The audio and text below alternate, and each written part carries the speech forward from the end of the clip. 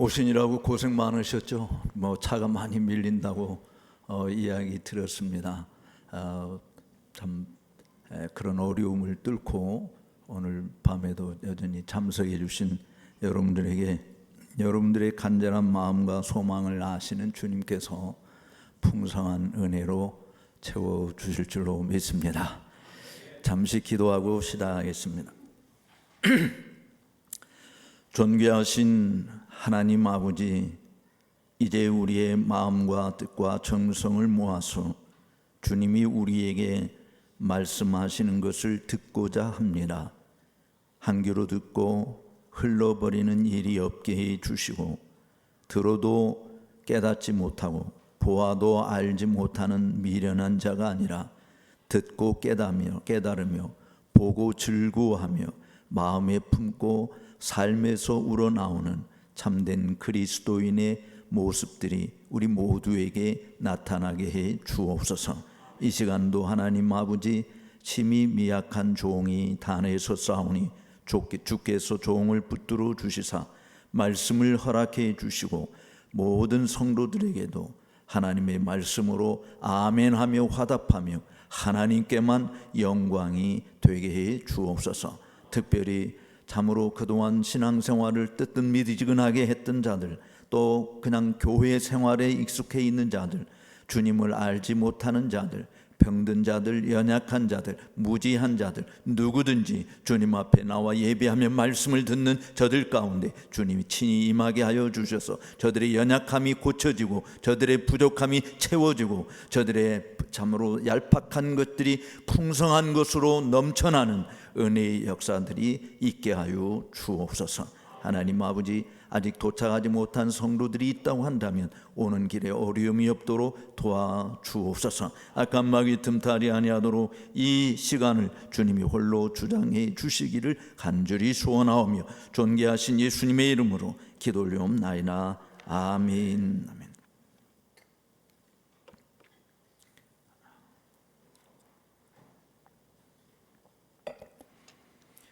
주 예수 그리스도를 구주로 믿는 사람, 입으로 시인하고 마음으로 영접한 그런 사람이 참 신자라고 하는 1단계에 해당된다라고 말씀을 드렸습니다. 그러나 참된 신자는 그 단계에 머물러 있지 않습니다.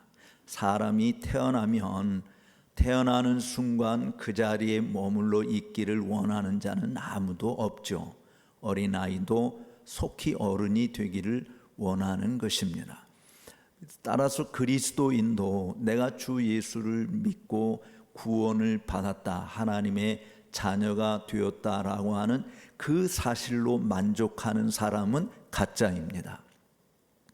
그 사실에 만족하지 않고 더 한 걸음 나아가서, 사실은 우리 성도들의 궁극적인 목표가 있다고 한다면 그리스도의 장성한 분량에 이르기까지 성장하는 것이거든요. 믿음은 자라는 특성이 있습니다. 그러므로 진짜 믿음을 가진 진짜 그리스도인들은 자람에 깊은 관심을 기울이는 것이죠. 내가 어떻게 성장할 것인가, 무엇을 위한 것일까 라고 하는 부분들을 깊이 생각하는 것입니다.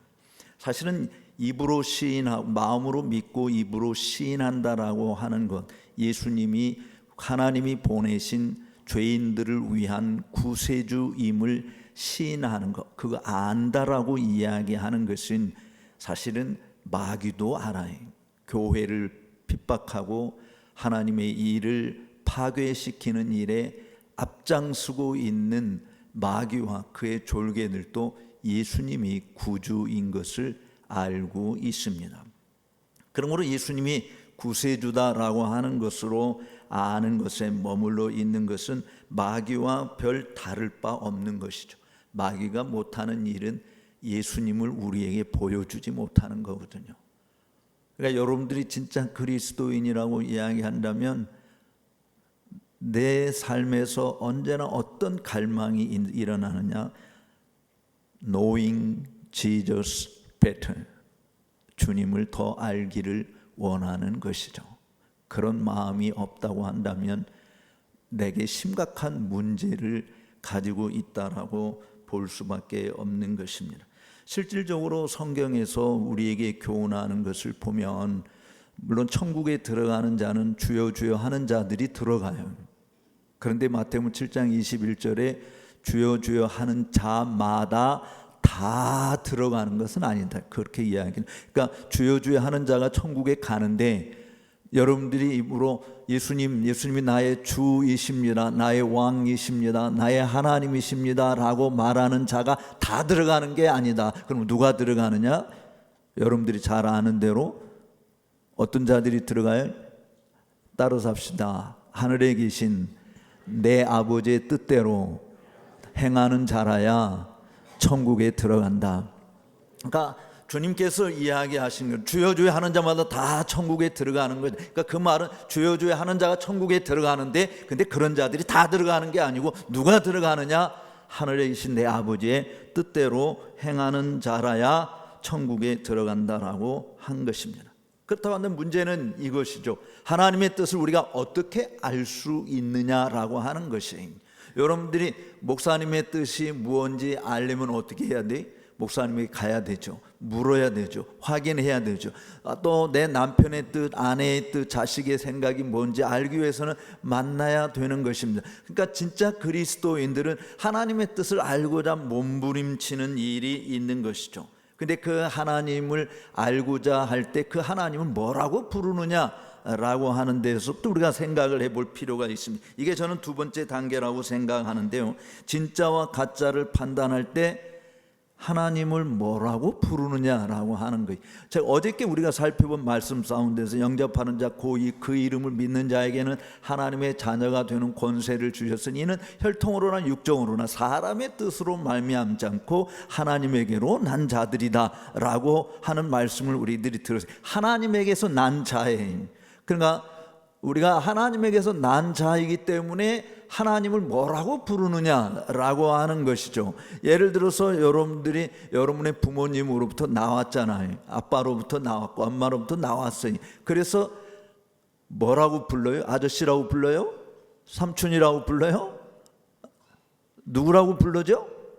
아버지라고 부르는 겁니다. 엄마라고 어머니라고 부르는 거예요. 그러니까 하나님을 누구라고 부르느냐라고 하는 것은 굉장히 중요한 거예요. 여러분들 예수님께서 하늘에 계신 우리 아버지라고 그렇게 가르쳐 줬잖아요. 그러니까 하나님을 아버지라고 부르지 못하는 사람은 하나님의 자녀가 아니죠. 여러분 하나님을 정말 아버지라고 부르고 계신가요? 이거는요 굉장히 심각한 질문입니다. 예를 들어서 제가 여기 앞에 있는 우리 젊은 학생인가 이름이 뭐예요? 네. 박하영. 박하영 자매한테 가영아 너 나를 아빠라고 불러봐 하면 부를 수 있어요 없어요? Are you crazy? 아마 그렇게 이해할. 당신 미쳤는데 당신 어떻게 내 아빠, 내가 어떻게 아빠라고 부를 수 있어? 그게 말이 안 되는 거예요. 벌써 성도 틀리잖아요. 박씨고 나는 서씨고. 누구만 나를 아빠라고 부를 수 있어요? 내게서 나온 자만이 아빠라고 부를 수 있는 것입니다. 그러니까 우리가 진짜 그리스도인이냐 아니냐라고 할 때 기도하는 거 보니까 하나님의 자녀야라고 말할 수 있을는지 모르겠어요. 근데 그 하나님은 뭐라고 부르느냐라고 하는 부분이, 이거는 굉장히 사실 심각한 부분입니다. 상당수가 기도할 때 하나님이라고 부릅니다. 저는 그것은 성경에서 가르쳐 주는 것이 아니에요. 그건 하나님이라고 하는 것은 안 믿는 사람도 하나님을 하나님이라고 불러요. 근데 진짜 하나님의 자녀들은 하나님이라고 부르지 않습니다. 하나님 아버지라고 부르는 것입니다. 그러니까 여러분들이 기도 시작할 때 하늘에 계신 하나님 아버지라고 부르는 것하고 하늘에 계신 하나님이라고 부르는 것하고, 물론 여러분들이 하나님을 아버지라고 생각하고 하지만 아버지라고 못 부르는 자들이 있잖아요. 아버지라고 못 불러요. 누가 아버지라고 부릅니까? 정말 아버지와 관계를 가지고 있는 자들만이 아빠라고 부를 수 있는 거예요. 오늘 읽은 말씀 가운데서도 자 15절 말씀을 같이 한번 읽어볼까요? 15절 말씀 15절에 뭐라고 이야기하고 있습니까? 너희는 다시는 무수하는 종의 영을 받지 아니하였고 무슨 영을 받았어요? 양자의 영을 받았으므로 우리가 하나님을 뭐라고 부른다고요? 아빠, 아버지라고 부른다라고 말씀하지 않습니까? 그러니까 하나님이 우리의 아빠, 아버지다라고 하는 거예요. 그러니까 예수 그리스도를 주로 영접하는 자, 그 사람만이 우리를 죄에서 구원하실 유일한 구세주임을 인정하는 그런 믿는 자들은 다 하나님이 어떤 영을 부어주셨냐? 양자의 영, 그게 그리스도의 영이고 곧 하나님의 영, 성령을 의미하는 것인데 그 영을 우리에게 부어주셔서 그 영이 우리 가운데서 하시는 일이 뭡니까? 16절에 뭐라고 말씀합니까? 16절에 너희는 성령이 친히 우리 영과 더불어 우리가 뭐인 것을? 하나님의 자녀인 것을 증언하신다라고 하는 거예요. 그러니까 증언자가 있는 거예요. 증인이 있는 거예요. 하나님께서 우리에게 부어주신 성령께서 우리 속에서 내 영과 더불어서 너가 하나님의 자녀야 라고 하는 것을 확증시켜 줘요. 그러니까 내가 하나님의 자녀라고 하는 것이 분명하다고 한다면 그 하나님을 뭐라고 부르느냐? 하나님 아버지라고 부른다. 갈라디아서 4장을 다시 한번 찾아보도록 하겠습니다. 갈라디아서 4장 6절 말씀입니다. 갈라디아서 4장 6절에 이렇게 이야기합니다. 너희가 뭐인 고로?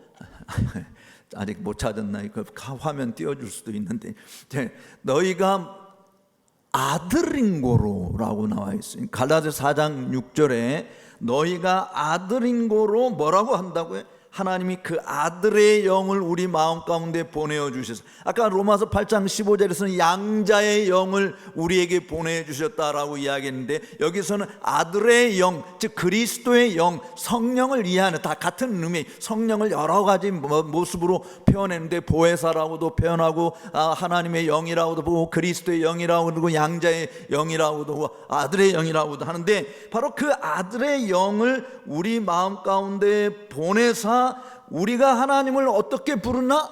아빠, 아버지라고 부르게 하셨다. 아들이기 때문에 그렇게 부른다. 하나님의 딸이기 때문에 하나님을 아빠, 아버지라 부른다라고 하는 것이. 그러니까 여러분들이 하나님을 그냥 길거리 지나가서 좀 위험한 일 당할 때 어머나 하나님 하고 아이고 하나님 이렇게 부르는 것하고 하나님 아버지라고 하는 것하고는 다르다라고 하는 거예요. 안 믿는 사람도 하나님을 모르는 사람도 에그머니 하면서 하나님 하고 이야기하는 또 미국 영어는 또 참 희한한 말이지. Jesus Christ 하면은 우리는 정말 우리 구주 예수님을 이야기하지만 나쁜 욕이 되잖아요. 그건 사실 이상한 놈들이에요. 어쨌든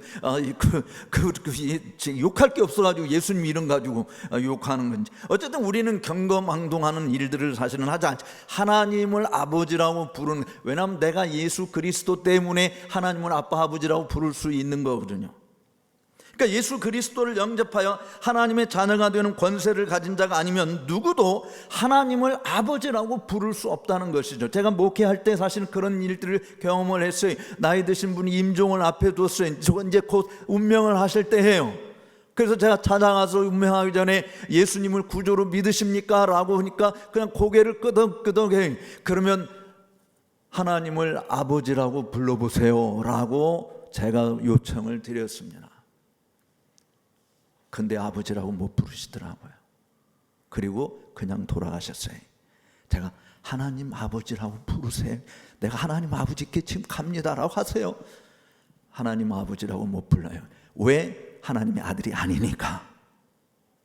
교회를 다녀도 하나님을 아버지라고 인정하지 않는 사람들이 있어요.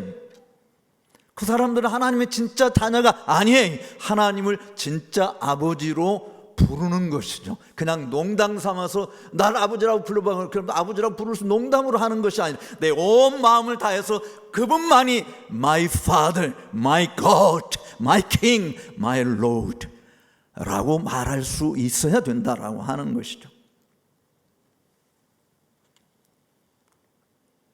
그래서 하늘에 계신 우리 아버지의 뜻을, 내 아버지의 뜻대로 하라고 하는 것이 그 사람이 사실은 하나님의 진짜 자녀다, 천국에 들어간다라고 하신 것이죠. 여러분, 가정에서 가장은 누구일까요? 물론 일반적으로 말하는 거예요. 아빠가 돌아가셔서 없어서 뭐 엄마가 가장 노릇해야 되는 것, 아니면 아들이 가장 노릇하는 이런 경우 있지만, 일반적으로 집에서 가장은 누구죠? 아빠잖아요. 아빠가 주도권을 쥐고 가정의 대소사 일들을 판단하고 결정하는 것입니다. 주도권이 엄마도 자식도 아니라 아버지에게 있다라고 하는 것이 영적으로도 마찬가지입니다. 그래서 오늘 본문은 좀 다른 방식으로 그 사실을 교훈하고 있는데, 오늘 본문에 언급하고 있는, 특별히 14절에 언급하고 있는 말씀을 다시 주목해 보시기 바라요. 주도권이 누구에게 있느냐, 오늘 설교 제목이 여기서 나온 건데, 자 14절 말씀을 다시 한번 같이 읽어볼까요?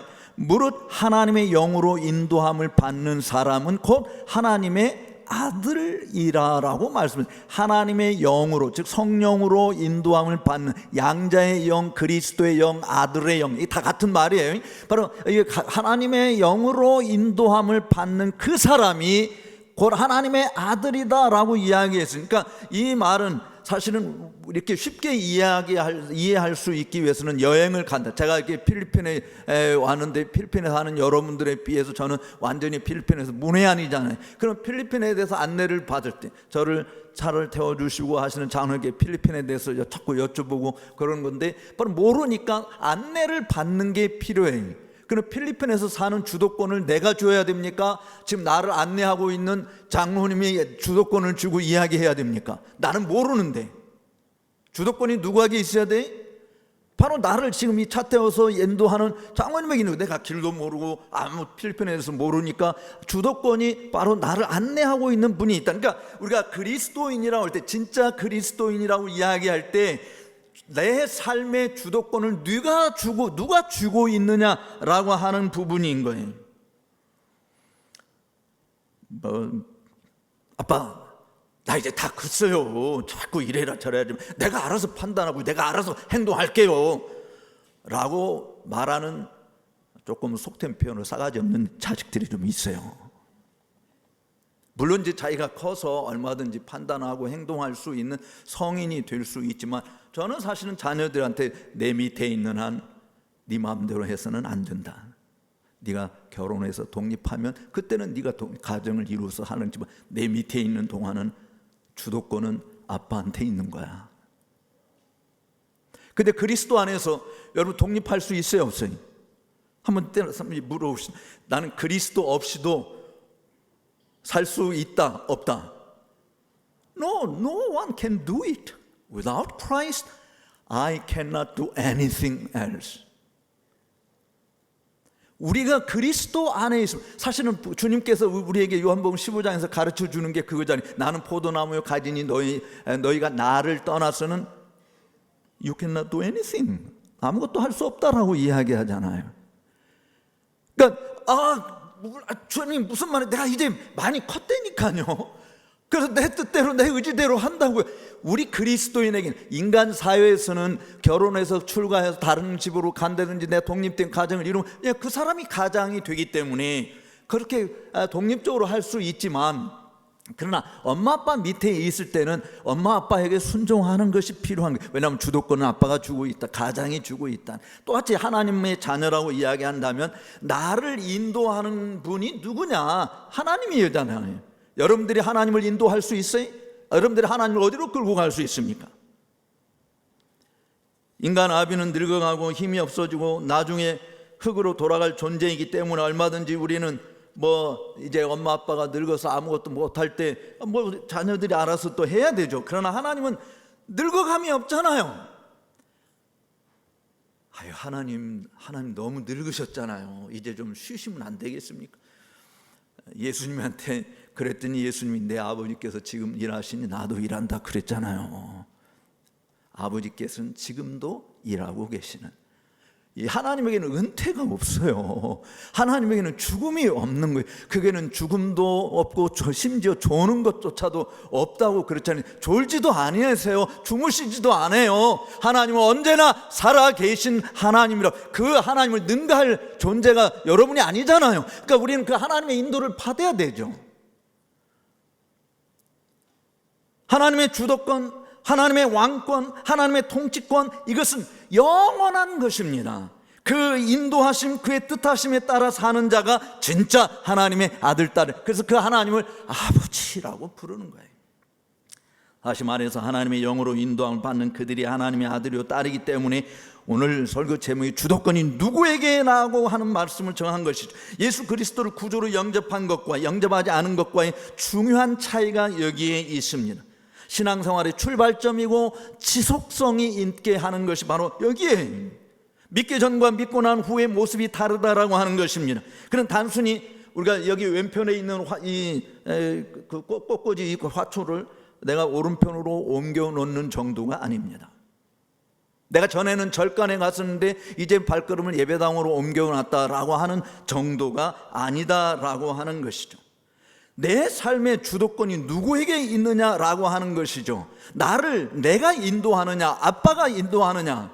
다른 말로 이야기하면 내 자신이 정말 주도권을 가지고 내 마음대로 행하느냐, 아니면 나의 아버지이신 하나님이 나를 주도하시고 지배하시고 인도하시고 관할하시고 통치하시는 것인가. 그 주도권이 누구에게 있느냐라고 하는 것이죠.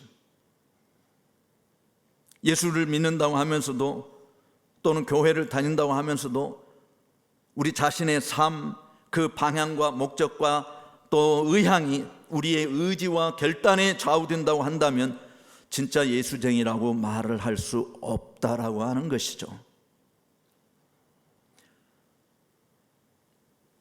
여러분은 이 부분을 깊이 생각해야 되는 것이에요. 내 삶의 목적이 뭘까? 내가 지금 어디로 가고 있을까? 내가 왜 필리핀에 왔지? 내가 지금 필리핀에서 하고 있는 게 뭐지? 내가 뭘 위해서 살아가고 있는 걸까? 나는 누구에 의해서 영향을 가장 많이 받고 있는 것인가? 내가 판단하고 결정하고 내가 행동하는 모든 것이 무엇에 의한 것인가? 그것이 하나님이 아닌 다른 어떤 것에 의해서 좌우된다고 한다면 여러분의 아버지는 하나님이 아니에요.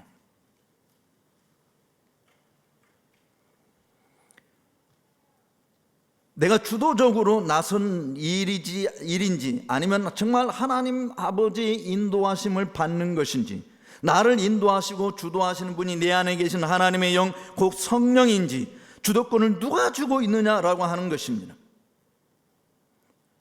여러분 자신이 주도권 주고 있습니까? 남편입니까? 자식입니까? 요즘에 한국에서는 자식들이 집에서 왕인 노릇하고 있죠. 그래서 자식에 의해서 모든 것이 결정이 되죠. 아니면 진짜 전능하신 하나님이 여러분을 지배하고 다스립니까? 사실 예수님을 믿는다라고 하는 것은 내 마음 보좌에 주님을 주인으로 모시는 거잖아요. 나를 죄에서 건져주신 예수님을 나의 왕으로, 나의 주로 고백하는 것이, 나에게 있는 모든 것이 다 주님의 것이고, 심지어 내 생명도 다 이제는 내 것이 아니라 주님의 것임을 인정하는 것이죠. 여기 여러분들이 인정하십니까? 안 하십니까? 아마 어쩌면 대부분 인정하시리라고 생각해요. 그런데 좋아요. 성경을 한번 우리가 찾아서 보십시다. 갈라디아서 2장 20절 말씀입니다. 갈라디아서 2장 20절에 오늘 성경 본문이 즉각 잘 안 나오는 것 같으니 방송실에 조금만 좀 신경을 써주시면 좋겠습니다. 갈라디아서 2장 20절 뭐라고 이야기합니까? 우리 다 같이 함께 읽어보도록 하겠습니다. 내가 그리스도와 함께 십자가에 못 박혔나니 그런즉 이제는 내가 산 것이 아니요 오직 내 안에 그리스도께서 사신 것이라. 이제 내가 육체 가운데 사는 것은 나를 사랑하사 나를 위하여 자기 몸을 버리신 하나님의 아들을 믿는 믿음 안에서 사는 것이라. 아멘. 전에는 내 안에 내가 주도했어요. 내가 모든 것을 주도했어요. 그런데 예수 그리스도를 구주로 영접하는 순간 이제는 내 안에 내가 사는 것이 아니고 누가 살아요? 그리스도께서 사신다. 그런데 여전히 우리는 육체 가운데 있어요. 아직도 땅에 발을 딛고 살고 있잖아요. 근데 그렇게 육체 가운데 사는 것은 뭘 위해서 사느냐? 나를 사랑하사 나를 위하여 자기 몸을 버리신 이 예수 그리스도를 믿는 믿음으로 산다는. 그러니까 내가 진짜 하나님의 자녀냐라고 하는 부분은 내 삶의 주도권이 남편, 아내, 자식, 아니면 회사 또는 뭐 학교, 규율 어떤 것이든 그것이 나의 주도권이 된다고 한다면 그것은 내가 하나님의 자녀라고 말할 수 없어요. 심지어 여러분의 가문의 전통이 뭐든 우리 한민족의 문화와 풍습이 뭐든 그것이 우리 자신의 정체성을 말하는 것이 아니에요. 제가 6월달에 아프리카에 갔었는데 아프리카 사람들, 뭐 여기 아프리카 가신 분, 다녀오신 분들이 있으리라고 생각을 합니다만 그들은 정말 머리끝에서도 발까지 다 시커멓더라. 이빨만 하얗더라고요. 다 시커매. 아무리 씻어도 시커먼 거 그대로예요. 오랫동안 노예 생활을 했습니다. 그러니까 식민지 지배를 받았어요. 그들은 피부도 검습니다. 그래서 정말 환경 자체가 열악한 환경 속에서 가난하고 정말 못 배우고 그런 트라우마들이 그들 속에 남아있어요. 그래서 제가 그랬어요. 너희들의 정체성이 뭐냐? 우리는 피부가 까맣고 오랫동안 식민지 생활을 해서 노예처럼 부림을 받았고 우리는 가난하고 우리는 무지하고 여러분 그것이 너희들의 정체성이 아니다. 그것은 너희의 환경이지. 그 환경에 의해서 너희가 지배를 받는 것이 아니고 너희의 정체성은 하나님의 형상으로 지음받은 하나님의 자녀라고 하는 거 잊지 마라 말이지. 여러분의 정체성은 뭡니까? 내가 나를 지배하고 있는 모든 요소들이 뭡니까? 지금 내가 살고 있는 필리핀의 환경입니까? 우리 집안의 환경입니까? 내 자신의 가문의 어떤 내려온 전통이 나를 지배합니까? No! 나는 하나님의 자녀다. 하나님의 영이 내 속에서 내가 내 영과 더불어 하나님의 아들이다라고 증거하신다고 한다면 하나님의 아들로서의 정체성, 그 하나님의 뜻대로 살려고 몸부림치는 것, 환경이 어떠하든 문화적인 환경이 어떻든 역사적인 배경이 어떻든 우리 자신의 가문의 출신이 어떻든 내 자신의 외모가 어떻든 그것이 중요한 것이 아니다. 내 안에 그리스도께서 살아계신 나는 하나님을 아버지라고 부르는 하나님의 자녀이다. 놀랍지 않나요? 이것이 우리의 정체성이에요. 이것이 우리를 어떤 존재로 살 것인지를 규정하는 것이죠. 그렇기 때문에 빌립보서 2장 10절에서 11절에 이렇게 이야기합니다. 하늘에 있는 자들과 땅에 있는 자들과 땅 아래 있는 자들로 모든 무릎을 예수의 이름에 꿇게 하시고 모든 입으로 예수 그리스도를 주라 시인하는, 즉 죄인을 구원하시기 위하여 인간의 몸을 입고 오셔서 죽기까지 순종하시고 마침내 아버지께서 아들 예수에게 명하신 모든 명령을 다 이루신 우리 주 구세주 그분에게 모든 이름에 가장 존귀한 이름을 주시고 모든 만물이 다 그 앞에 무릎을 꿇게 하는 역사를 이뤘잖아요. 아까 예배 시작 전에 부른 노래 가운데서도 다 그가 주인 것을 알게 되려는, 그 주인 것을 알게 된다라고 하는 말은 그분이 주이기 때문에 나의 모든 삶의 주도권은 그분에게 위탁된 것이다. 그분이 이끄는 대로 가는 것이다 라고 하는 것이죠. 그러니까 이것을 거역하고 자기 멋대로 사는 것은 내가 진짜 그리스도인이 아니다, 내가 진짜 하나님의 아들이 아니다 라고 하는 것이, 물론 저는 여러분들에게 뭐 충고해 줄 수 있어요. 그러나 제가 여러분의 아버지는 아니잖아요. 우리의 아버지는 하나님이신 것이죠. 그 하나님이 우리에게 목사를 통해서 말씀하는 것을 듣고 하나님의 뜻이 무엇인지를 분별하는 것이고 그 뜻을 들은 대로 우리가 순종하는 것이 되는 것입니다. 진정으로 나를 죄악의 속박에서 구원해 주시고 죄와 사망의 권세에서 해방시켜 주시고 하나님의 아들 딸이 되게 하셔서 주님을 온 마음으로 모시는, 이제 하나님의 아들과 딸이 되었다. 즐겁게 자원해서 감사하며 끌려 나오는 것이 아니라 정말 기쁨으로 하나님 앞에 나아가는 것이 되는 것이죠.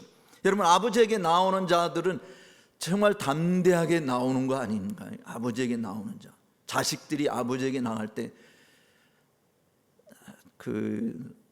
누가복음 15장에 있는 대로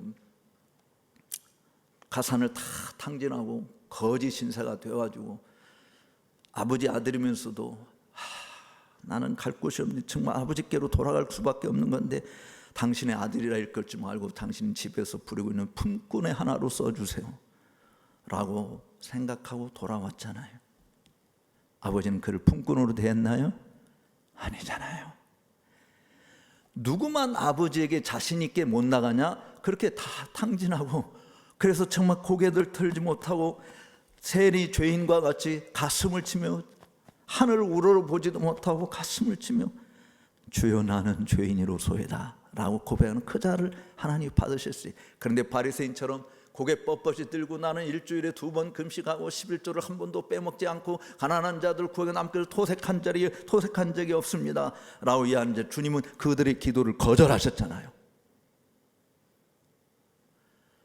아버지께 자신 있게 나오는 자는 사실은 아버지에게 죄를 한 번도 짓지 아니한 자가 자신 있게 나오는 것이 아니라 아버지인 것을 아는 자만이 자신 있게 나옵니다. 내가 죄를 범해서 잘못된 것이라 있을지라도 나를 용납해 주시고 품어주시고 안아주실 분은 아버지밖에 없다. 그래서 그 아버지에게 돌아가는 것이죠. 한 번 아버지는 영원한 아버지잖아요.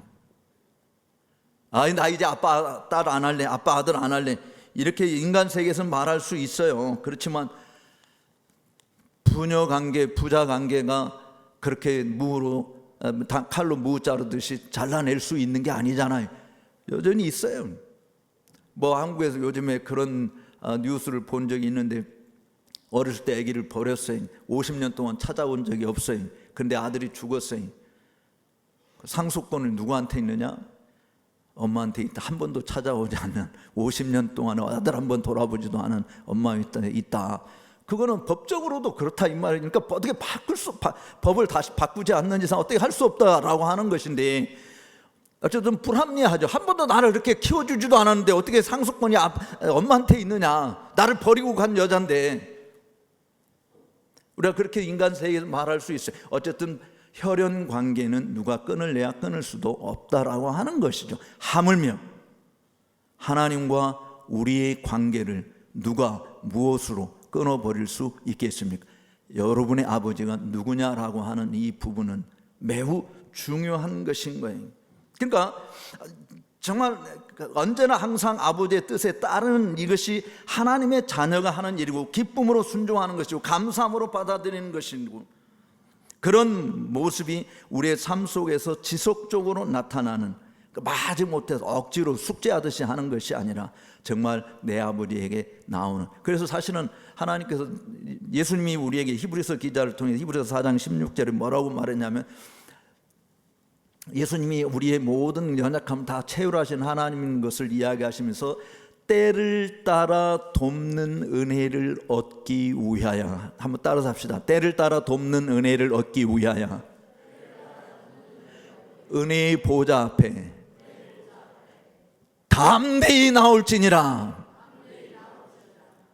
그냥 은혜의 보좌 앞에 나오라, 때를 따라 돕는 은혜를 얻기 위해서 은혜의 보좌 앞에 나오라라고 해도 말씀에 아무 이상이 없어요. 그런데 주님께서 말씀하시기를 그렇게만 말하지 않고 때를 따라 돕는 은혜를 얻기 위하여 은혜의 보좌 앞에 boldly, 담대하게 나오라. 왜냐하면 은혜의 보좌 앞에는 하나님은 은혜가 충만하신 분이잖아요. 하나님 아버지는 충만하신 분이에요. 그에게는 부족한 것이 하나도 없어요. 인자가 풍성하세요. 하나님의 넘치시는 분이세요. 바로 그 하나님 앞에 나올 때 은혜의 보좌 앞에 나오는 것이에요. 은혜의 보좌라고 하는 것은 하나님의 은혜를 끊임없이 부어주는 보좌예요. 거기는 심판의 보좌가 아니에요. 하나님 앞에는 두 보좌가 있죠. 하나는 백보좌라고 하는 화이트 스론이 있고, 하나는 the throne of grace, 은혜의 보좌가 있는 거예요. 근데 이 화이트 이 스론은, 그러니까 백보좌라고 우리말로 이야기하는 이곳은 심판의 보좌입니다. 예수 그리스도를 구주로 영접해서 하나님의 자녀가 된 자는 심판에 이르지 아니하고 사망에서 생명으로 옮겼다라고 말씀하신 그 말씀 그대로. 그래서 우리는 심판의 보좌 앞에 가는 게 아니라 어디로 가냐면 은혜의 보좌 앞으로 가는 거예요. 은혜의 보좌 앞에 나아가는 거예요. 하나님이 우리를 꾸짖지 않잖아요. 돌아온 탕자에게 아버지가 야 이놈의 자식아 집안 다 가산을 다 탕자해. 네가 내 아들이냐? 나오지 마란 말이야. 이따위로 나왔다 이렇게 나한테 와. 내 아버지의 명예를 다 더럽혀놓고 넌 더 이상 내 자식이 아니야. 이렇게 꾸짖지 않았잖아요. 한 번도 너 어쩌다 이런 지위를 갖냐라고 묻지도 않으셨어요. 돌아온 것에 대해서 반겨주셨어요. 안아주셨어요. 하나님의 은혜가 끊임없이 부어주신 것을 보여주는 것이지 않습니까? 그러니까 은혜의 보좌 하나님 앞에 나올 때 우리가 어떤 자세는 아버지 앞에 나오는 것이니까 담대히 죄송해요 아버지. 그렇지만 아버지가 내 아버지잖아요. 그래서 갈 곳이 없어요. 아버지에게 왔어요. 우리를 품어주시고 안아주시고 붙들어주시고 인도해 주시는 주님. 그거 싫다고 내 마음대로 돌아다니니까 고통이요 아픔이요 슬픔 곧 사망의 권세에 짓눌려 사는 것이죠. 사랑하는 우리 성도 여러분, 또 우리 만일 한인교회 여러분, 여러분들의 아버지가 누군가? 여러분의 삶의 주도권을 누가 주고 있는 것인가? 바로 우리의 삶의 모든 주도권을 다 성부 하나님, 성자 예수님에게 다 맡긴 자들인 것이 주님이 가라 하면 가고 멈추라 하면 멈추라고 하는 것이죠. 여러분 400년 종살이 하던 이스라엘 백성들을 한번 생각해보세요. 그들이 출애굽했잖아요. 그들의 힘으로 출애굽한 게 아니잖아요. 그들 자신들이 어떤 외교적인 전략을 세워서 출애굽한 것이 아니지 않습니까? 그들이 독립운동을 벌이다가 출애굽한 것이 아니잖아요. 그들의 힘으로 다 추구해 보았지만 그들은 출애굽할 수 없었어요. 400년이 넘도록 그들은 종살이 하면서 그곳에서 고통스럽게 살았습니다. 그런데 크고 강하신 하나님의 권능의 팔로 그들을 단숨에 건져냈어요. 그 건져냄을 받은 그 아들이 이 광야로 들어가서면서 마실 물이 없다, 먹을 고기가 없다는 막 온갖 불평을 다 드러나죠. 하나님 반석에서 물도 내주시고 정말 메추라기도 먹이시고 만나도 먹여주시고 그렇게 인도하시지만 끊임없는 불평을 해야 됐습니다. 낮에는 불기둥, 구름 기둥으로 밤에는 불기둥으로 인도하시면서 그들을 보호해 주셨어요. 그런데도 계속 불평해. 결국 그런 불평했던 자들은 광야 40년 동안 다 죽었잖아요. 광야에서 적과 꿀이 흐르는 약속의 땅 가나안 땅에 들어가 보지를 못했어요. 그런데 여호수아와 갈렙만큼은 하나님을 온전히 쫓았기에 그들은 적과 꿀이 흐르는 가나안 땅에 들어가는 복을 누렸지 않습니까? 신앙생활의 적은, 그러니까 내가 하나님의 자녀로 사는 것에 대한 적은 원망과 불평입니다. 원망과 불평이에요. 여러분 원망하지 마세요. 어떤 어려움이 있어도 원망하지 마세요. 힘들다고 불평하지 마세요. 모든 일에 감사함으로 너희 구할 것을 간구하라, 구하라. 그리하면 모든 지각에 뛰어난 하나님의 평강이 너희 마음과 생각을 지키시리라 라고 주님이 말씀하시는 겁니다. 그래서 감사함으로 그 궁정에 들어가면 찬송함으로 기쁨으로 그 앞에 나아갈지어다. 왜? 하나님은 자비로우신 하나님이시니까, 우리 아버지이니까. 아버지 앞에 나오는, 여러분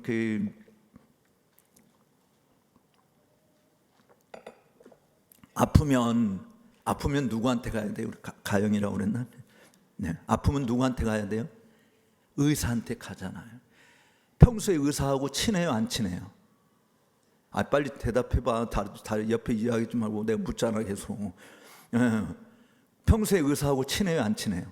안 친해요. 그런데 아프면 가요, 안 가요? 가요. 근데 가영이가 아파서 가야 되는데, 내가 평소에 찾아뵙지도 못했는데, 내가 아프다고 나 고쳐달라고 찾아, 이거 민망해서 어떻게 가? 그리고 안 가면 병에서 고침 받아요, 안 받아요? 못 받아요. 평소에 친하든 안 친하든 아프면 아픈 거 해결하기 위해서 가야 되잖아요. 평소에 하나님 앞에 새벽 기도도 안 나왔어요. 그래서 주일도 잘 안 지켰어요. 근데 문제가 생겼어. 누구한테 하겠어요? 절간에 가서 도와달라고 부처한테 이야기하겠어요? 그 죽은 신이에요. 신도 아니지. 죽은 신, 인간이지. 누구한테 가겠어요? 우리의 모든 형편을 다 아시고 살피시는 하나님께 하나님 죄송해요, 내가 하나님 앞에 잘 오지도 못했는데 내가 이런 아픔이 있네요 하고 보이세요. 그럼 의사가 진단해 주고 처방해 줘요. 하나님은 자비의 하나님이심을 믿으시기 바랍니다. 하나님께 나오는 것을 두려워하지 마세요. 두려워하는 자는 마귀 자식들만 두려워하는 거예요. 진짜 자식은 하나님 앞에 나오는 거 물론 우리가 죄인이기 때문에 겸손하게 나와야 돼요. 고개 뻣뻣이 들고 나는 뭐 당당하게 하나님께 나올 수 있다 이렇게 하는 사람은 아무도 없어요. 사실은 하나님 앞에 우리는 합당치 못한 존재이기 때문에. 그런데 누구 때문에 나오느냐?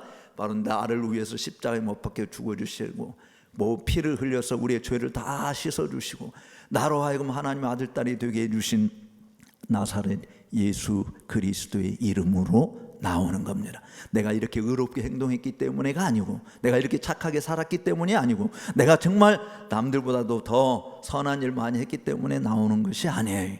예수님 때문에 나오는 것임을 잊어서는 아니 됩니다. 왜냐하면 우리의 착함이라고 하는 것, 우리의 선함이라고 하는 것은 하나님의 눈에는 filthy rock, 더러운 넝마 조각에 불과한 것이기 때문에 그래, 내세울 게 하나도 없거든요. 그러니까 하나님 앞에 나오는 것이 필요해. 하나님이 우리의 아버지이니까. 우리를 구원하여 하나님의 자녀로 삼아주신 하나님의 뜻이 그렇다고 한다면 뭐냐라고 하는 그 뜻대로 행하는 것이 뭐냐. 우리 다른 성경 구절을 우리가 좀 함께 찾아보겠는데요. 먼저 로마서 14장 7절과 8절 말씀입니다. 로마서 14장 7절 8절. 우리가 그리스도 안에 새로운 피조물이 되어서 하나님을 아버지라 부르는 천국 백성이 된 이유가 무엇인지를 살펴보면서 하나님의 뜻을 한번 헤아려 보도록 하겠습니다. 자, 로마서 14장 7절과 8절 말씀 같이 한 목소리로 읽어보도록 하겠습니다. 우리 중에 누구든지 자기를 위하여 사는 자가 없고 자기를 위하여 죽는 자도 없도다. 우리가 살아도 주를 위하여 살고 죽어도 주를 위하여 죽나니 그러므로 사나 죽으나 우리가 누구의 것이다? 주의 것이니라 라고 말씀하지 않습니까? 사나 죽으나 내가 이제는 주님의 것이다, 나의 삶의 주도권이 주님에게 있다 라고 하는 것이, 그래서 내가 살아도 주를 위해서 사는 것이고 죽어도 주를 위해서 사는 것이다 라고 하는 거예요. 여러분들이 직장생활을 하든 학교에서 공부를 하든 사업을 하든 무슨 일을 하든지 우리의 삶의 모든 목적은 주님을 위해서는. 그래서 고린도전서 10장 31절에서 이야기하는 것처럼 Whatever you eat, whatever you drink, do it all for the glory of God. 무엇을 먹든지 무엇을 마시든지 다 하나님의 영광을 위해서. 그것이 우리의 삶의 목적인 거예요. 그러니까 하나님의 영의 인도함을 받는다라고 하는 이 부분은 결코 여러분들이 앞서서 내 주장을 내세우는 것이 아니, 사실 기도한다라고 하는 게 뭔지 아십니까? 기도한다라고 하는 것은 내 소망을 하나님께 아뢰는 것도 있지만 가장 기본적인 것은 내 뜻을 꺾고 내 안에서 아버지의 뜻이 이루어지기를 바라는 것이 진짜 기도인 거예요. 정말 하나님의 자녀가 가는 길이 뭐냐, 내가 예수 그리스도를 주로 믿는다, 그것으로 끝나는 것이 아니고 이제 나의 모든 삶의 목적이 하나님의 영광을 위해서는, 그 하나님의 영광을 위해서 산다는 것은 하나님의 뜻대로 순종하는 것이죠. 내가 주님의 것이기 때문에 라고 하는 것이죠. 그래서 사나 죽으나 다 내 것이 아니라 주님의 것이기 때문에 이제 내가 사는 것은 앞에서 인용할 갈라디아서 2장 말씀처럼 나를 사랑하사 나를 위하여 자기 몸을 내어주신 하나님의 아들을 믿는 믿음 안에서 사는 것이다. 이 사실을 터득한 사도 바울은 더욱더 분명하게 고린도 교회에 쓴 서신에서 이렇게 밝히고 있습니다. 고린도후서 5장 15절에서 17절을 볼까요? 고린도후서 5장 15절에서 17절.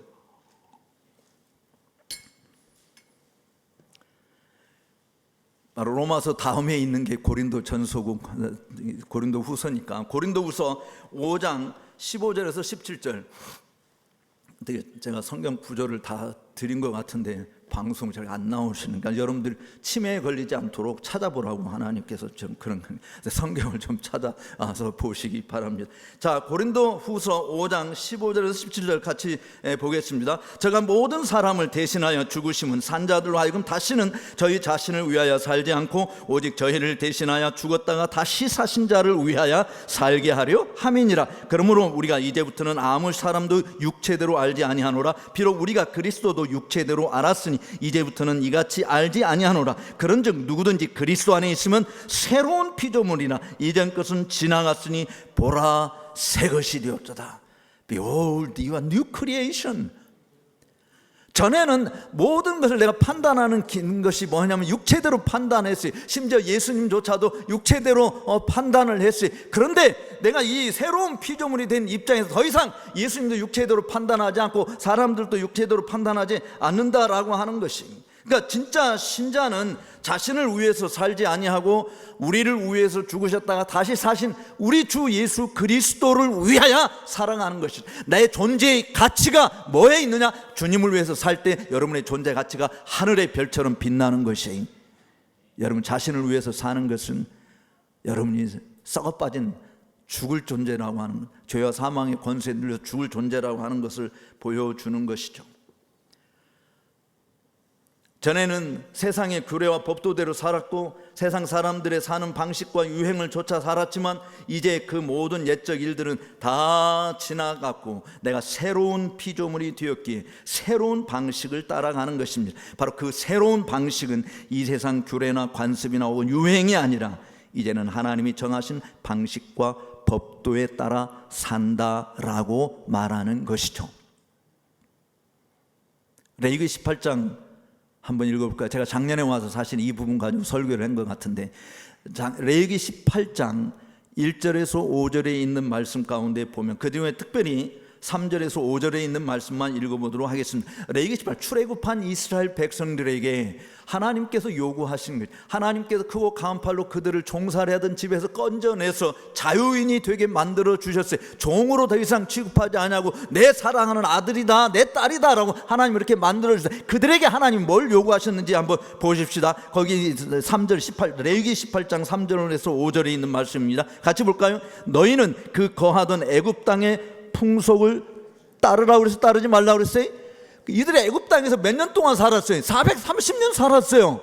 그때 하나님이 선지자를 보내주신 것도 아니에요. 하나님께서 그들에게 나타난 것이 없었어요. 근데 그들이 430년 동안 이집트 땅에 살면서 그들이 눈으로 보고 귀로 듣고 그들이 몸으로 행한 모든 것은 다 이집트의 풍속이었어요. 이집트의 문화였어요. 이집트의 모든 삶의 방식을 그들이 온몸으로 익혔어요. 근데 지금 출애굽한 이스라엘 백성들에게 하나님이 요구하시는, 너 이집트의 풍속을 따르면 안 돼라고 이야기합니다. 계속 읽어볼까요? 내가 너희를 인도할 가나안 땅의 풍속과 규례도 행하지 말고 너희는 어떻게 살으라고요?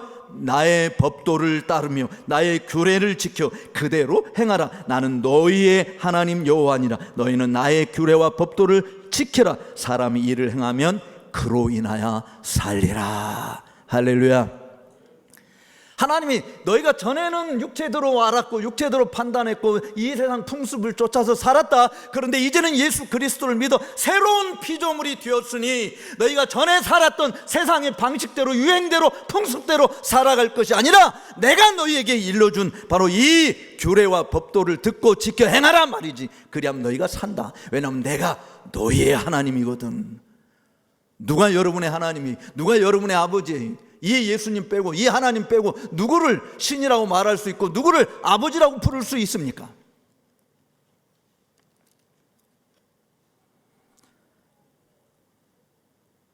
옛 습관을 따르는 옛 사람이 아니고 이제는 하나님을 따라 의와 진리로 거룩하게 지으심을 받은 새 사람이기에 하나님이 우리의 행복을 위해서 주신 하나님의 말씀을 따라 사는 것이, 이것이 나를 구원해 주신 주님께서 주도권 행사하도록 맡기는 것입니다. 아이들 교육할 때 가장 부모들이 해오는 게, 아빠 학교 가면 다 애들이 이렇게 해. 예를 들어서 우리 손주가 지금 초등학교 4학년인데 할아버지 핸드폰 좀 사주세요. 안 돼, 핸드폰 너네 중학교 들어가면은 그때 가서 내가 핸드폰 사줄게. 아니 지금 우리 학교 애들이 핸드폰 없는 거 나밖에 없어요 할아버지. 다른 애들 다 갖고 있어요.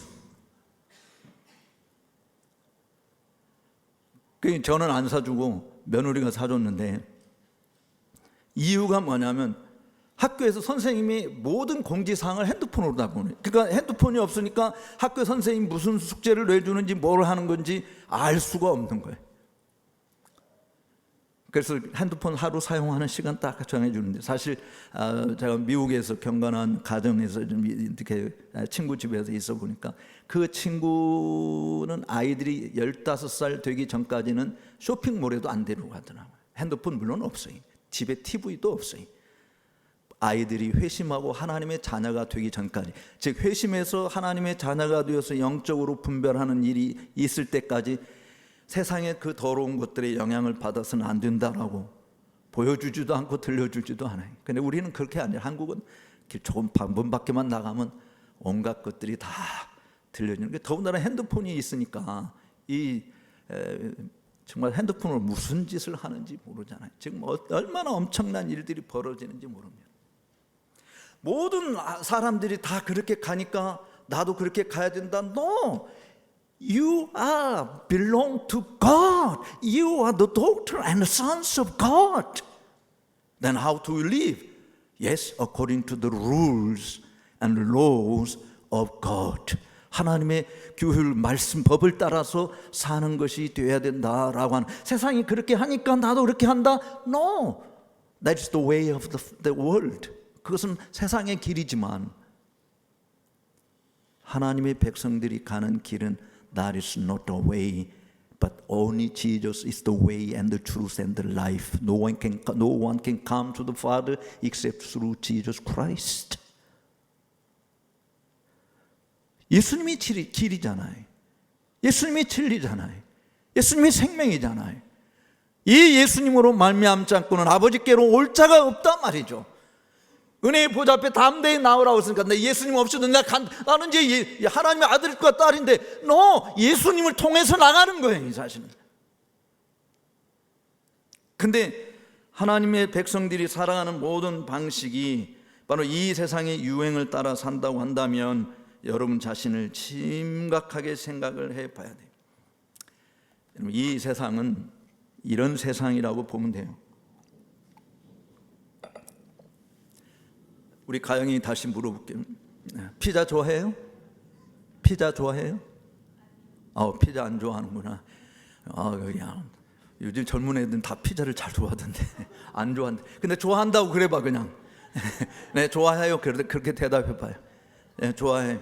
자, 피자는 먹을 때 그 통째로 먹습니까? 잘라서 조각 내서 먹습니까?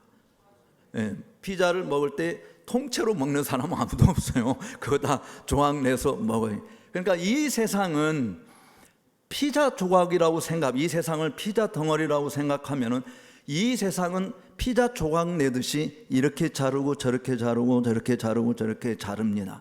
다른 말로 이야기하면 피부색으로 자르고 학벌로 자르고 가진 가난 이것으로 소유에 의해서 자르고 또 얼굴이 예쁘다 못생겼다 잘났다 못났다 이런 것으로 다 갈라요. 그것이 육체대로 판단한다는 것입니다. 우리 그리스도인은 그렇게 판단하면 안 된다라고 하는 것이에요. 왜냐하면 우리는 새로운 피조물이니까. 우리에게는 피자 조각이 딱 2조각밖에 없습니다. 그리스도인들은 피자 조각이 딱 2피스밖에 없어요. 하나는 예수 그리스도를 구주로 믿어서 하나님의 자녀가 된 조각, 그리고 예수 그리스도를 필요로 한 자들 한 조각. 둘밖에 없어요. 우리가 이 세상을 판단하는 기준은 바로 이 2조각이에요. 전에는 육체대로 알아서 나도 많이 배웠어? 잘생겼어? 못생겼어? 많이 가졌어? 못 가졌어? 집안이 어떤 집이야? 몇 평짜리 살아? 어떤 차 굴리고 있어? 그런 육체대로 판단을 했어요. 세상 사람들처럼 나도 그렇게 살았어요. 그러나 이제는 그리스도 안에 있으니 피자 조각처럼 나 자르는 것이 아니라 2조각밖에 없다. 그리스도에게 속한 자와 그리스도를 필요로 한 자들. 여러분, 이 세상을 무엇으로 판단하십니까? 어디로 여러분들이 인도함을 받고 삽니까?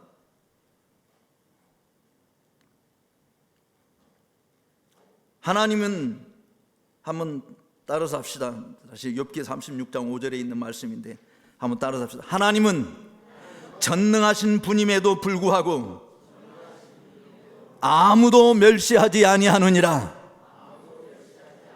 하나님은 전능하신 하나님임에도 불구하고 아무도 멸시하지 않는단 말이에요. 그 하나님을 아버지로 모시고 있는 저와 여러분들이 왜 사람을 무시합니까? 왜 흑인이라고? 왜 가난하다고? 왜 못생겼다고? 왜 그렇게 판단합니까? 필리핀에 사시면서 필리핀의 주민들을 위해서 여러분들이 하고 있는 게 뭡니까? 우리와 다른 사람들이니까, 우리 밑에 있는 사람들이니까 라고 생각한다면 여전히 여러분들은 육체 가운데 거하는 사람들인 거죠.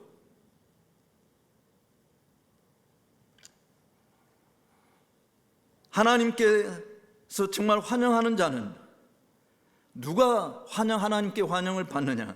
오늘 본문이 언급하는 주도권을 주님에게 맡기는 삶을 사는 자인 것이, 무릇 하나님의 영으로 인도함을 받는 그들은 곧 하나님의 아들이라. 내가 그리스도인이라면 내 인생길의 주도권이 나에게 있지 아니하고 나를 인도하는 그분에게 있는 것이기에 내가 나를 주도적으로 판단하고 행동하도록 만드는 것이 아니라 나를 인도하시는 성령 하나님께 전적으로 맡기는 것이죠. 예수 나를 오라 하네, 예수 나를 오라 하네, 어디든지 주를 따라 주와 같이 가려네. 같이 불러볼까요? 주의 인도하심 따라, 주의 인도하심 따라 어디든지 주를 따라 주와 같이 가려네. 이게 그리스도인이에요. Wherever he leads me to, I will follow him. I will go with him. 하나님께서 우리를 하나님 우리 인도하지 마세요. 마치 하나님께서 누구든지 나를 따르면 자기를 부정하고 자기 십자가를 지고 나를 좇으라, 나를 따르라 그랬지. 내 앞서 나를 인도하라. 나의 집은 하늘이거든. 이 땅이 내 세상이 아니야. 그렇기 때문에 이 세상에 사는 너희가 나를 좀 인도해 줘야 되겠어. 하나님이 뭐가 부족해서 그렇게 우리한테 이야기하겠어. 이 세상을 지으신 분인데. 하나님은 전능하신 분일지라도 아무도 무시하지 않고 멸시하지도 않으세요. Everyone come. Whoever believes in me shall not perish but have everlasting life. 누구든지 나를 믿으면 멸망하지 않아. 누구든지 나를 믿으면 멸망하지 않아. 우리가 무시하는 가난한 사람도, 우리가 무시하는 disabled person도, 우리가 무시하는 그런 사람도 하나님은 never ever forsake them. 하나님께서 무시하지 않는다고 한다면 내가 하나님의 아들이니까, 내가 하나님의 딸이니까 그들을 품을 수 있고 그들을 안을 수 있고, 왜냐하면 그들은 이 하나님이 필요로 한 자들이니까. 아직 이 하나님 몰라서 저렇게 사는 건데, 나와 같은 하나님의 형상으로 지음받은 하나님의 자녀가 되는 길을 가도록 하는 것이 여러분이 필리핀 땅에 거하는 목적 중에 하나가 될 줄로 믿습니다. 얼마 전에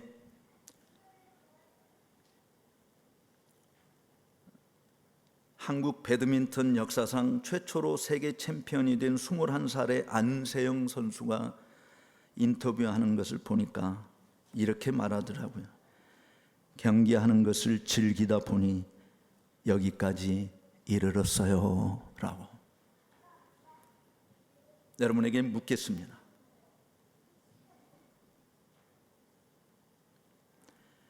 교회에서 거하고 있는 저와 여러분들 중에 따라가기만 하고 시키는 일만 하면 되는데, 주님이 우리를 인도하신 대로 따라가기만 하고 주님이 명하신 대로 하기만 하는데, 내가 나를 인도하고 나를 주도하는 것은 아주 손쉬운 일일까요? 고역일까요? 여러분, 여행을 가서도 졸졸 따라가는 것하고 내가 앞에서 주도해서 이끄는 것하고 어떤 게 더 힘들어요? 여행 갔을 때 앞에서 안내 보는 사람 이렇게 깃발 들고 따라오세요 하는 거, 그 사람 따라가는 게 쉬워요. 내가 사람들 이끌고 나를 따라오세요 하는 게 쉬워요. 따라가는 게 쉽잖아요. 그러니까 예수님을 따라가는 게 쉬운데 내가 주도를 하게 되면 굉장히 힘에 벅차는 것이죠. 그래서 이렇게 여러분들에게 이야기하고 싶은데요, 교회에서 일하는 사람들 중에 두 부류가 있는데, 하나는 신나서 재미있게 하는 사람이 있고, 또 하나는 힘들어 죽겠다라고 이야기하면서 짜증내며 불평하면서 일하는 사람이 있어요. 일을 안 하는 게 아니라 일을 해. 근데 한 사람은 신나게 재미있어서 즐겁게 일하는 사람이 있고, 어떤 사람은 정말 일을 하긴 하는데 늘 원망이고 짜증내고 불평하고. 어떤 사람이 좋아요? 여러분 보기에 앞에 전자예요? 후자예요? 당연히 전자가 좋죠. 당연히 전자가 좋은데 교회에서 원망 불평 짜증내면서 일하는, 힘들어 죽겠다라고 하는 사람에게 묻고 싶어요. 왜 그렇게 힘들죠? 왜 이렇게 짜증나죠? 내가 하니까, 내가 하려고 하니까, 내가 주도적으로 하려고 하니까. 그냥 주님께 맡기시면 주님께 감사함으로 하면 되는데, 근데요, 여기 일을 신나게 하는 분들 중에서도요, 두 종류의 사람이 있어요. 하나는 정말 일하는 것이 좋아서 하는 자와 내게 이 일을 맡겨주신 주님께 감사한 마음으로 하는 자가 있습니다. 여러분 어떤 종류의 사람이 신나게 교회 일을 하는데 정말 일하는 것이 좋아요. 교회에서 뭐 말씀 듣고 배우고 기도하고 이런 데 별 관심은 없고 교회에서 일하는 거 너무너무 좋아하는 사람이 있어요. 근데 한 부류는 주님이 나 같은 사람에게 이런 귀한 일을 주시다니 즐겁고 감사한 마음으로. 저는 지금까지 예수 믿어서, 제가 고등학교 1학년 때 15살 때부터 사실은 예수님을 믿기 시작을 했는데 한 번도 예수 믿는 게 힘들다라고 생각해 본 적이 없어요. 너무 신나. 제가 엄청나게 핍박을 많이 받고 고등학교 3년 동안 제가 어제도 말씀드렸지만 우리 부모님 예수 믿게 해달라고 하루에 7번씩 기도했다고 그랬잖아요. 얻어맞고 때로는 쫓겨나고 성경책이 몇 번 찢겨져 나가고 하는 거 있었어도요, 저는 그게 힘들다고 생각해 본 적이 없어요. 주님의 일을 하는 것이 힘들다고 생각해 본 적이 없습니다. 저는 누가 지금도 와서 설교해 달라고 그러면 노 땡큐라고 말해 본 적이 없어요. 설교해 달라, 가르쳐 달라고 이야기하면 제가 시간이 따블이 돼서 못 가는 것은 있어도 시간이 있는데 나 안 가겠습니다라고 말하는 것이 별로 없어요. 즐겁고 감사합니다. 나 같은 사람을 하나님이 이렇게 세워주셨다라 얼마나 감사한 것입니까?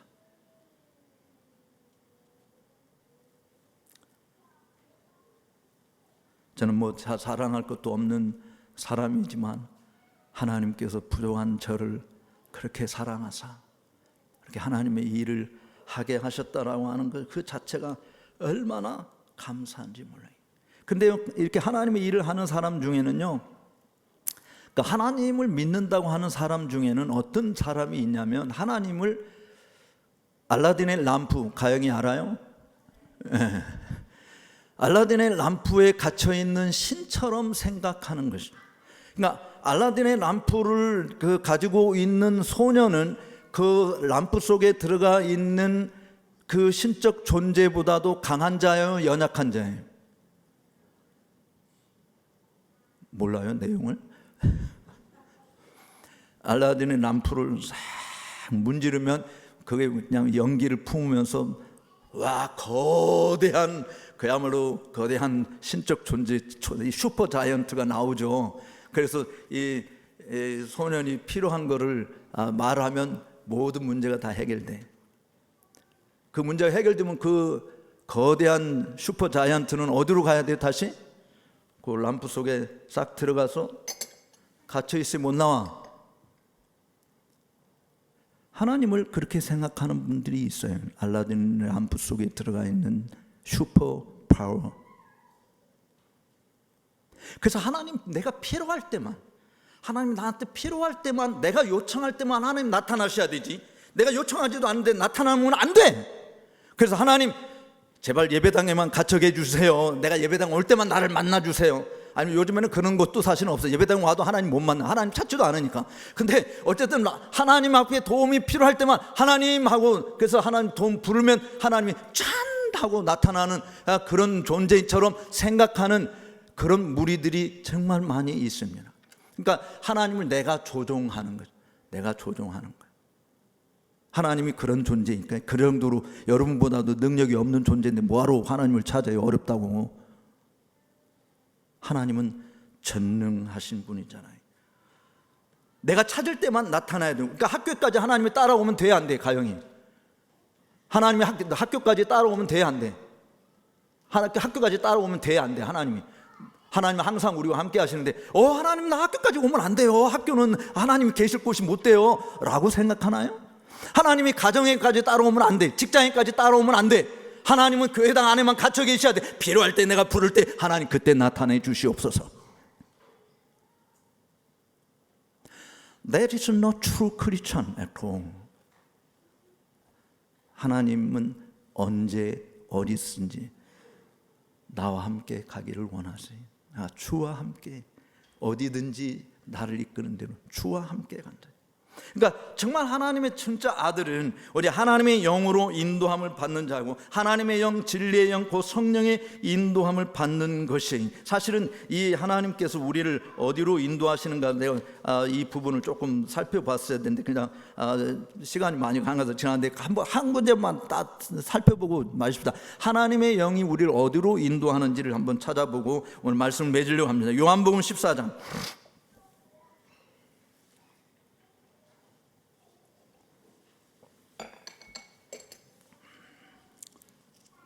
요한복음 14장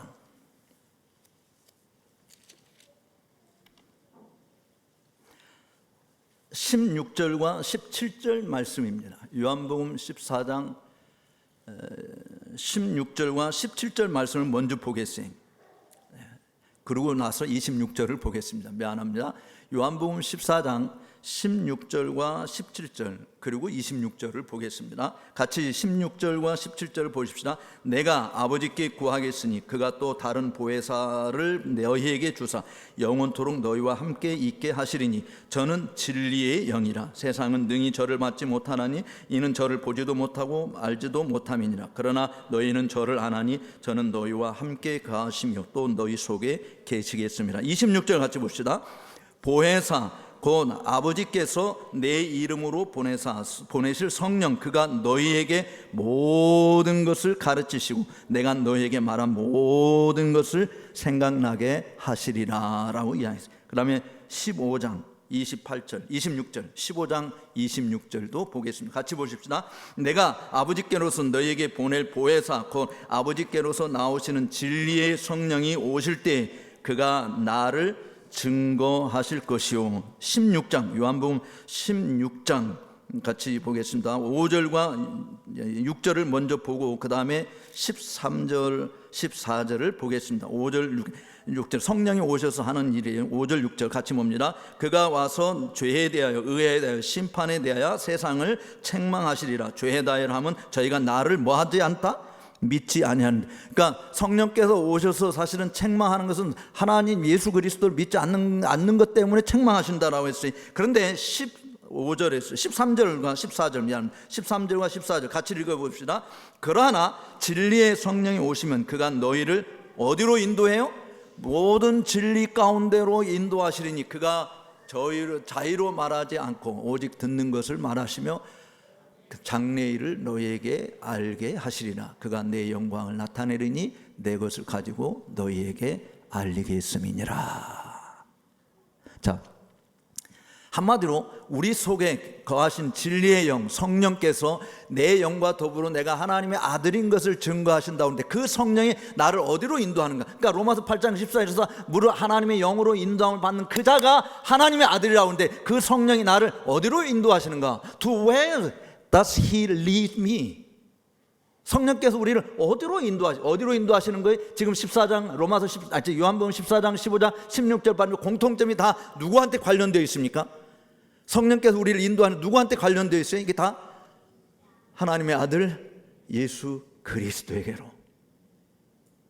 그러나 여러분들이 성령의 인도함을 받는다라고 이야기하는 것은 사실 우리들의 눈으로 누구를 보게 하느냐? 그리스도를 보게 하고, 우리의 귀로 누구를 듣게 하느냐? 그리스도를 듣게 하고, 우리의 입으로 뭐를 말하게 하느냐? 그리스도를 말하게 한다. 오직 성령이 너에게 임하시면 너희가 권능을 받고 예루살렘과 유다와 사마리아 땅까지 이르러 뭐가 된다? 예수님의 증인이 된다 말이죠. 예수님의 증인. 그러므로 여러분들이 직장 생활을 하든 학교를 다니든 여러분들이 사업을 하든 여러분들이 어디에 근무를 하든 우리의 입에서 예수가 그리스도라고, 예수가 그리스도 구세주라고, 하나님의 보내신 메시아라고 담대히 외칠 수 있는 사람이 되어야 돼. 그게 하나님의 자녀다라고 하는 것이거든요. 그게 성령의 인도함을 받는 거예요. 제가 저를 점심 대접하시는 장로님에게 그런 질문을 했어요. 이곳에 사시면서 필리핀 사람들에게 복음을 얼마나 많이 전하셨습니까?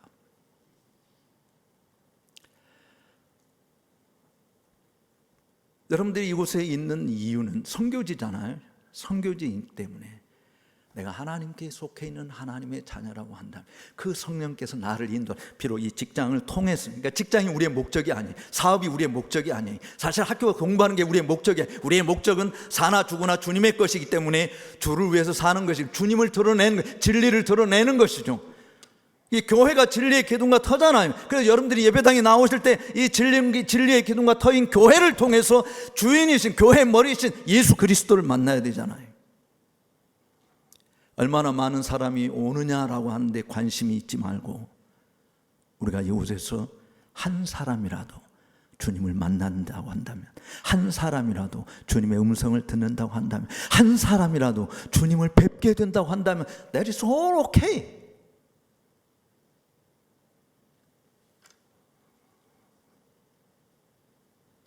이제 말씀을 맺겠습니다.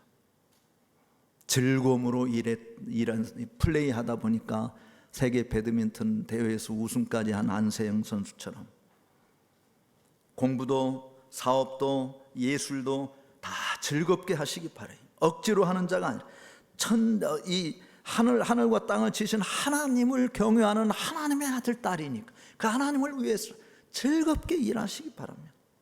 신앙생활을 즐겁게, 그 나를 사랑하셔서 나를 위하여 십자가에 못 박혀 죽으시고 나를 의롭다 하시기 위하여 사흘 만에 다시 살아나신 우리 주 예수 그리스도의 은혜에 감사야. 그가 우리에게 능력을 주시고, 그가 우리에게 지혜를 주시고, 그가 우리에게 힘을 주셔서 능히 하나님의 아들 딸로 세상을 정복하는 자로 만드실 수 있는 전능하신 분이기에 그 하나님을 따라 어디든지 가라 하시면 가고 멈추라면 멈출 수 있는, 그래서 사나 죽으나 우리가 주님의 것인 줄 알고 주님의 영광을 위해서 여러분 자신을 온전히 즐거움으로 드리는 그런 복 있는 성도 여러분들이 다 되시기를 주의 이름으로 축복합니다.